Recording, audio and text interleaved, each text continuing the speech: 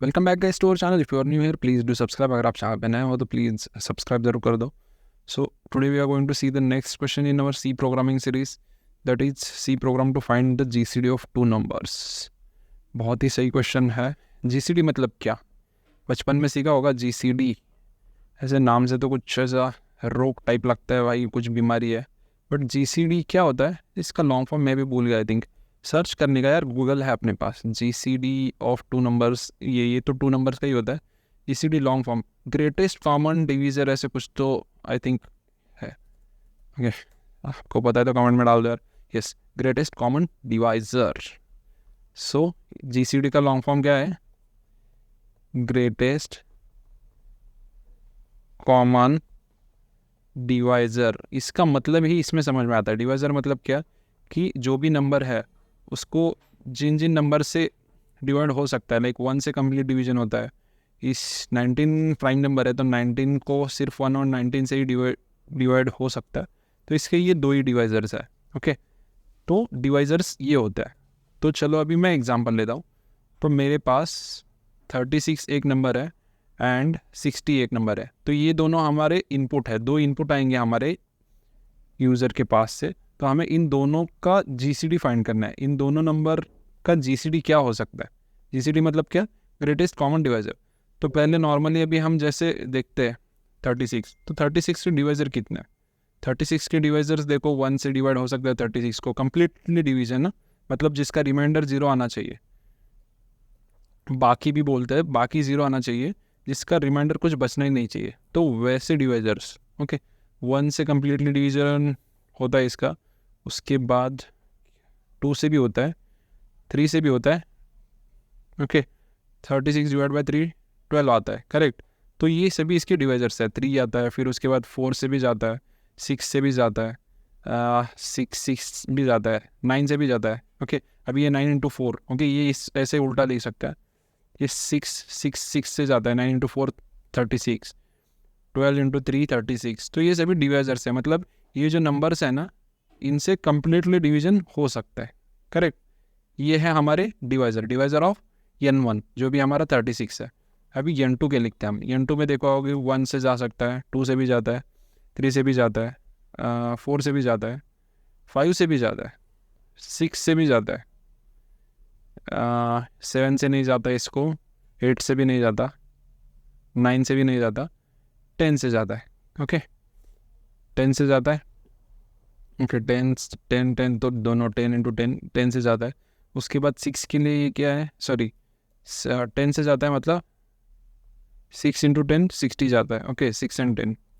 उसके बाद 5 क्या है? 12 इंटू 5 60।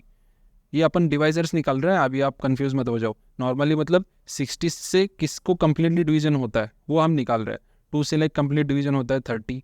तो ऐसे जो कंप्लीट डिवीजन होता है वो निकाल रहे हैं अपन। जस्ट नॉर्मली ऐसे मैं ऐसे निकाल नहीं रहा हूँ डिवाइड कर करके, बट ऐसे नॉर्मली निकाल रहा हूँ। जैसे ये 36 और 60 तो अपने नॉर्मल नंबर से ये पता लग ही जाते हैं, तो इसको किस किस से डिवाइड जाता है तो ओरली मैं निकाल रहा हूँ। तो ये 4 का क्या है? 4 का 15 इंटू 4, तो 15 भी डिवाइजर है, 4 भी डिवाइजर है। 3 के लिए 20 इंटू 3 60। 2 का क्या है? 30 एंड 1 का क्या है? 60।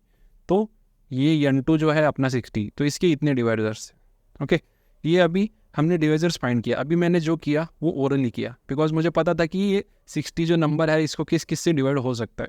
बट अगर आपके पास कोई नंबर आएगा, लाइक अभी मेरे पास ये मैं लेता हूँ एक छोटा नंबर लेता हूँ 12। ये 12 नंबर आया, तो इस 12 के डिवाइजर्स मुझे फाइंड करना है। अभी सिर्फ हम डिवाइजर फाइंड कर रहे हैं, हमने अभी इसको हाथ भी नहीं लगाया जीसीडी क्या होता है। जीसीडी मतलब चलो ये भी बता ही देता हूँ। जीसीडी मतलब क्या? ये इन दोनों के भी डिवाइजर्स होता है। Okay, there are some divisors of 36 and some divisors of 60। तो इन दोनों में भी कॉमन डिवाइजर जो कि सबसे ग्रेटेस्ट है। ओके, तो इसमें अगर आप देखोगे 6 12 12 जो है इधर भी है 16 के डिवाइजर लिस्ट में, और 30 के डिवाइजर लिस्ट में भी 12 है। तो ये 12 जो है इसका ग्रेटेस्ट कॉमन डिवाइजर है, जीसीडी है इसका। मतलब ये जो डिवाइजर है ये ग्रेटेस्ट है और दोनों में कॉमन है। ओके, अगर आप नेट पे भी सर्च करोगे डायरेक्टली डाल सकते हैं 6 जीसीडी ऑफ 36 एंड 60। ये क्वेश्चन तो बहुत ही मतलब पूछा गया हुआ है। सो 12 is the greatest common divisor. अगर यहाँ पर ये इमेज भी देख सकते हो ना, इमेज सही लगा मुझे, हाँ। तो अगर आप देखोगे, किधर गया यार इमेज, इसको open image in new tab करता है, हाँ। तो अगर आप देखोगे तो फैक्टर्स ऑफ 36, मतलब 36 के डिवाइजर्स कौन सा है, 1 2 3 4 6 9 12 18 36। ये जो मैंने इधर निकाला है एक्चुअल में वही है, ओके, ये वाले। एंड 60 के जो है वो इधर नीचे दिए हुए है, और इन दोनों में सबसे ग्रेटेस्ट क्या है, 12, जो कि कॉमन है। तो ये हमें फाइंड करना है कोड के थ्रू, ओके। ज़्यादा टाइम पास नहीं करेंगे अभी। तो अभी हमने जीसीडी निकाला कैसे, आगे वो देख रहे थे हम। तो जीसीडी निकालने के लिए मैं क्या चेक करता हूँ, 1 से स्टार्ट करता हूँ। 1 से कहाँ तक, जो नंबर इटसेल्फ 12, तो ये 1 से 12 तक स्टार्ट करता हूँ, ओके। 1 से 12 तक स्टार्ट करता हूँ। मैं क्या करता हूँ, जो 12 है उसको 1 से डिवाइड जाता है, 1 से कंप्लीट डिवाइड जाता है, तो 1 इज़ माई डिवाइजर। फिर मैं एक जो है, एक को बढ़ा के 2 करता हूँ। मैं 1 से मुझे 12 तक जाना है, सो 12 डिवाइडेड बाई 2 करता हूँ, 2 से भी इसको कंप्लीट डिवीजन जाता है।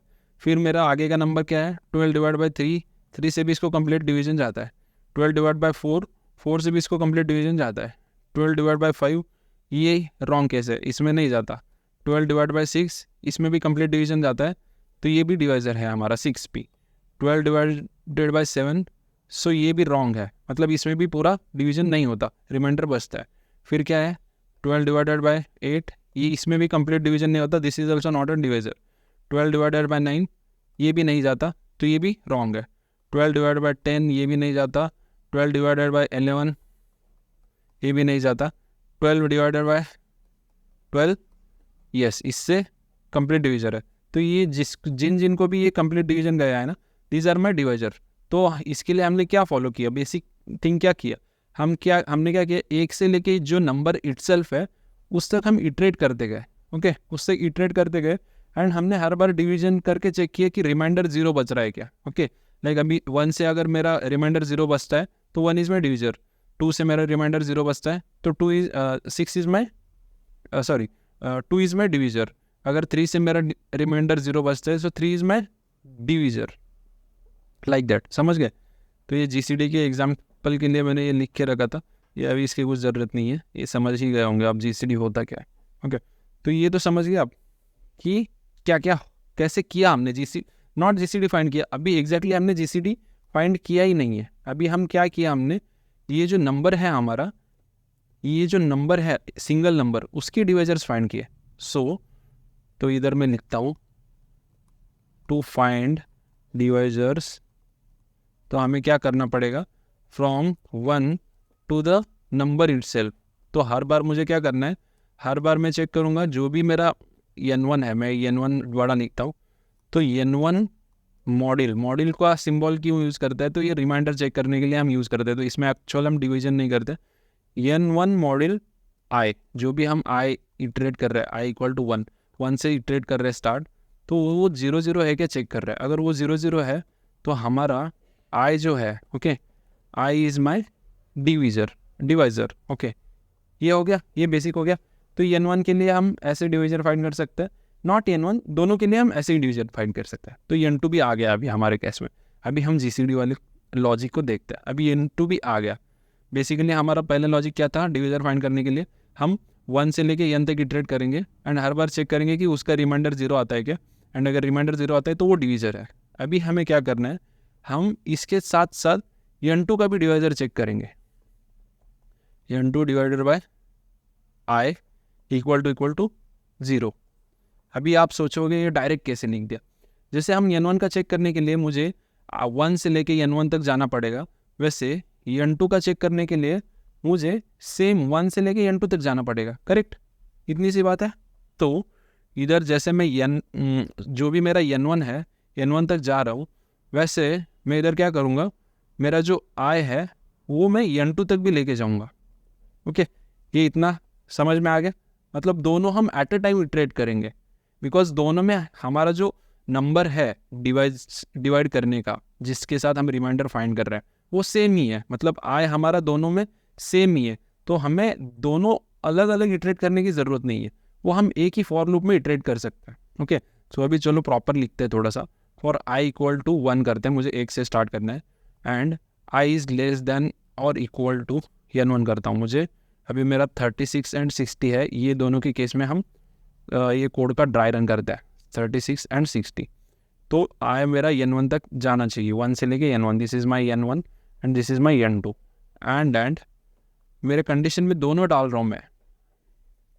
दोनों मतलब कौन से, इधर एंड लिखता हूँ, एंड मेरा जो आई है, आई इज़ लेस देन और इक्वल टू n2, दोनों भी होने चाहिए। मेरा जो आई है इन दोनों से छोटा होना चाहिए। ये क्यों लिखा है दोनों एंड, ये भी मैं बता देता हूँ। इधर आप सोचोगे और लिखना चाहिए था बिकॉज दोनों हमें डिवाइजर चेक करने हैं, बट इधर एंड आएगा, मैं बताता हूँ। Just chill bro guys.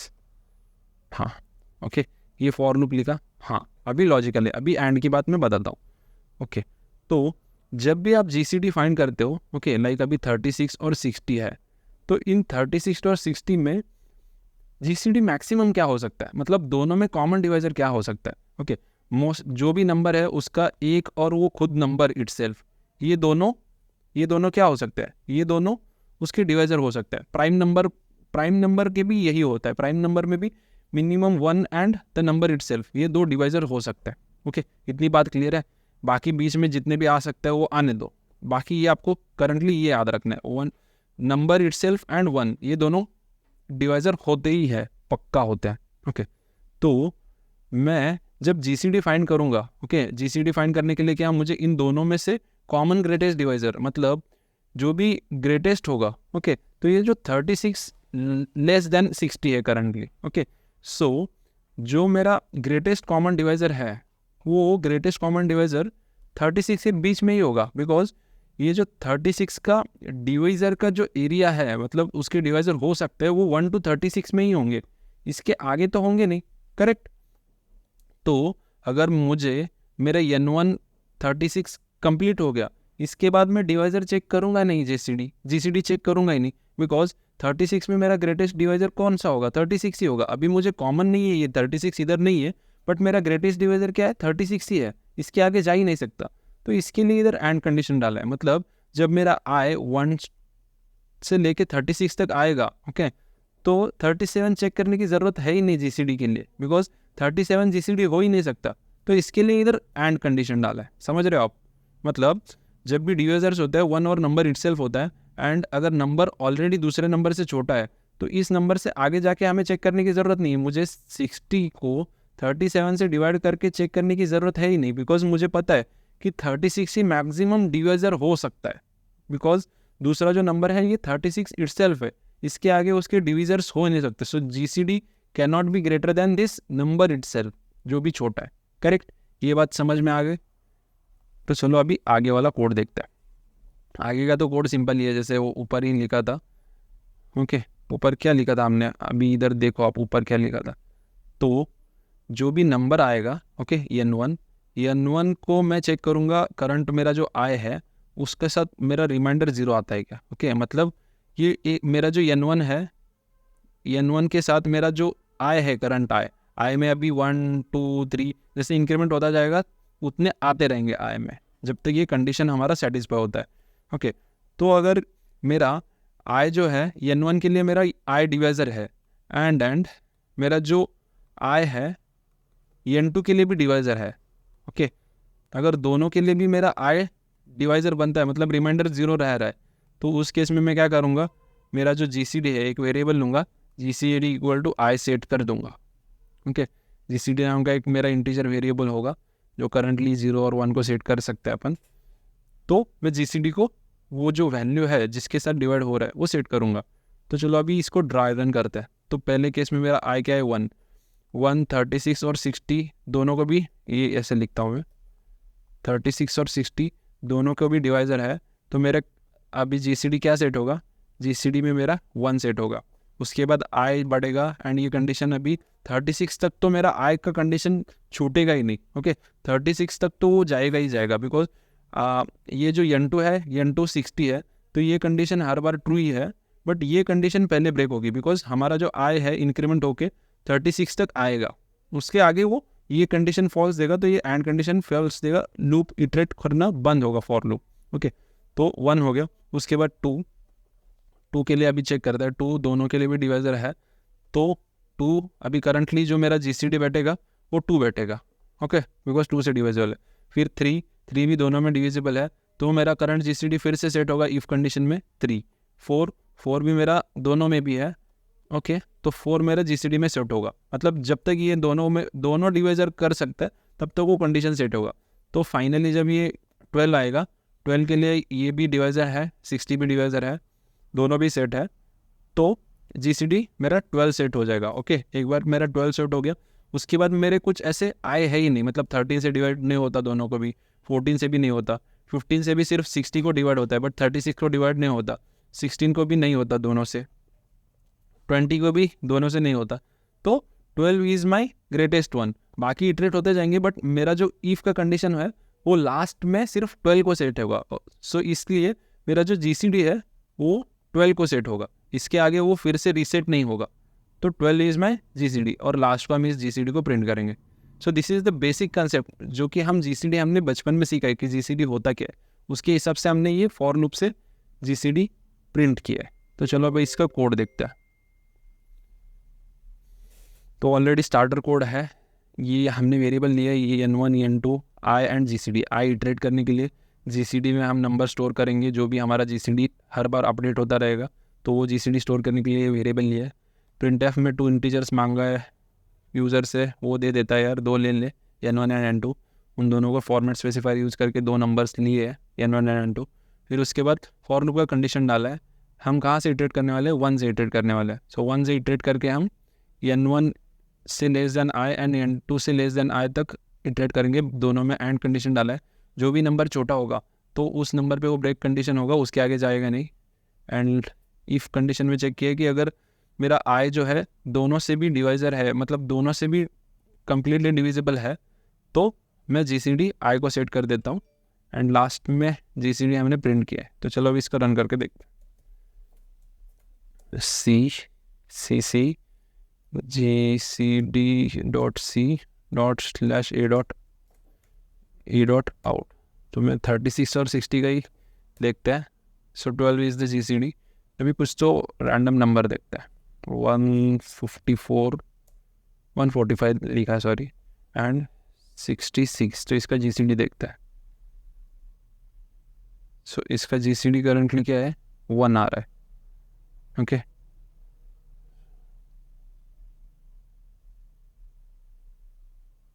60 145 and 60, इसका जीसीडी क्या होता है, इसका जीसीडी 1 इज़ 1, उसके बाद 3 से भी ज़्यादा रहेगा ना, 3 4 ओके 12, नहीं इसका जीसीडी 1 नहीं है, बिकॉज क्या बोलते 3 से भी नहीं जाएगा इसको, बिकॉज इन तीनों का सम क्या है, 5 4 9 10, इन तीनों का सम है। मुझे लगा था 3 होगा इसका जीसीडी, बट 1 नहीं है जीसीडी इसका, उस नंबर को इटसेल्फ हम जीसीडी कंसिडर नहीं करते। सो दैट्स वाई इसका जीसीडी है 1। तो इसका जीसीडी गूगल पे चेक करते हैं ना, 145 एंड क्या डाला था हमने, 66। करेक्ट है, 1 ही है, हमारे कोड पे भरोसा होना चाहिए यार। व्हाट इज़ द जीसीएफ, हाँ तो इधर दिखा है 1। तो 3 से डिविजिबल लगा मुझे वो 45 के हिसाब से, बट वो एक्चुअल में 3 से डिविजिबल नहीं है, बिकॉज 3 से डिविजिबल होने के लिए जो भी काउंट है उनका 3 से डिविजिबल होना चाहिए। इन सभी नंबर्स का काउंट 145 का 10 है, वो डिविजिबल नहीं है। So it is giving correct. So that's it guys. अगर अच्छा लगे तो लाइक शेयर कमेंट कुछ ना कुछ करो यार, एंड थैंक यू गाइज।